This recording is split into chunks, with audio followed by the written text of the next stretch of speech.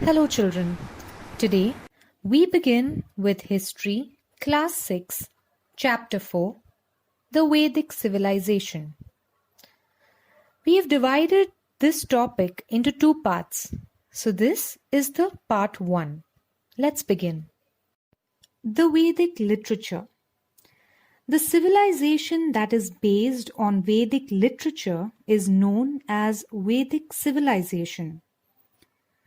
The Vedas are considered to be our earliest literature. The Vedas were composed by many sages or rishis. Some Vedic hymns were composed by women. Vedic literature is in Sanskrit. Vedic literature is very rich and diverse. There are 4 Vedas: Rig Veda, Yajur Veda, Samaveda, and Atharva Veda. The Vedic texts are known as Samhita. Each Samhita has corresponding Brahmanas, Aranyakas, and Upanishads. Let's look at the meaning of the word Veda. The word Veda means knowledge. Derived from the Sanskrit root vid, which means to know, it denotes works containing knowledge, also known as Vidya. The most sacred and authoritative knowledge. Veda is therefore a book of knowledge. The word Veda does not refer to one single literary work, but indicates a whole great literature. Now, as I said earlier, there are 4 parts of Vedas: Rig Veda, Samveda, Yajur Veda, and Atharva Veda. Let's look at what these mean separately. Rig Veda Samhita. Each verse of the Veda is known as a richa. So, the Veda consisting of richas is called Rig Veda. Richa means a verse composed to praise a deity. When a number of richas are put together to praise a particular deity, the poetic composition is called a sukta. The Rig Veda consists of many suktas composed to praise different deities. The Samveda Samhita. The Samaveda provides guidance on singing Rig Vedic verses to set rhythm and tune at the time of yagna rites. The Samveda has contributed in a major way in laying the foundation of Indian music. The Yajur Veda Samhita. The Yajur Veda contains mantras uttered during a yagna. Yajur Veda provides guidance about how and when the different mantras must be chanted during yagna rites. This text includes the verses or poetic incantations and their explanation in prose.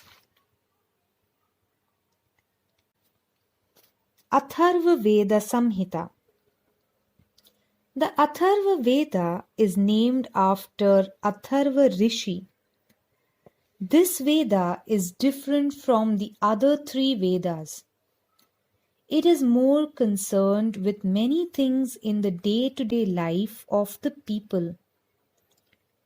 It includes solutions to adversities and diseases. It also provides information about medicinal herbs. The Atharva Veda provides guidance to a king about the way he should administer his kingdom. The Brahmana texts, Aranyakas and the Upanishads were written after the composition of the Samhitas. They are also included in Vedic literature.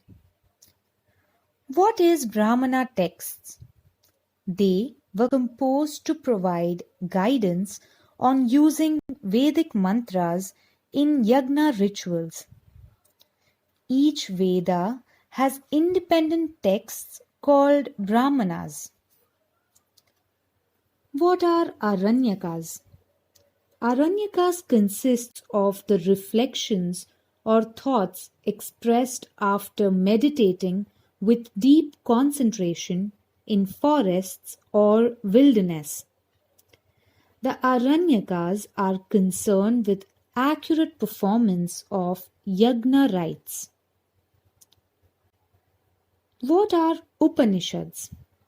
The term Upanishad indicates knowledge acquired by sitting at the feet of the teacher. Human beings have always wondered about the events like life and death. It is not easy to find answers to them. The Upanishads discuss such serious and profound issues. The four Vedas, Brahmanas, Aranyakas, and the Upanishads were composed over a period of 1,500 years. During this long period, the Vedic civilization underwent many changes.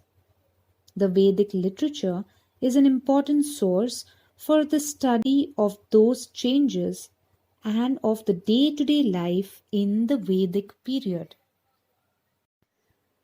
Previously, we learned in Rigveda Samhita, when a number of richas are put together to praise a particular deity, the poetic composition is called a sukta.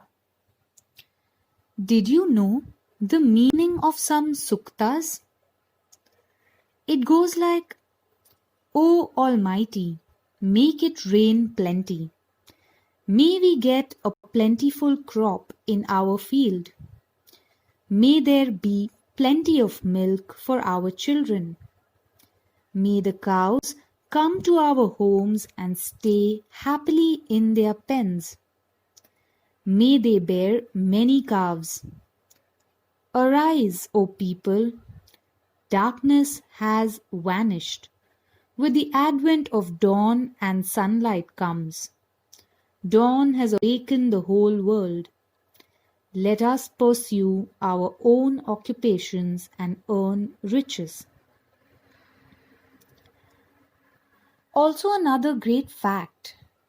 Do you know horsepower is a unit of measuring power, the rate at which work is done by an engine?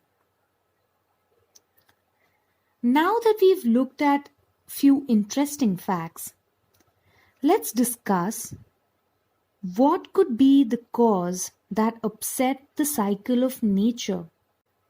What attempts can you make to avoid it?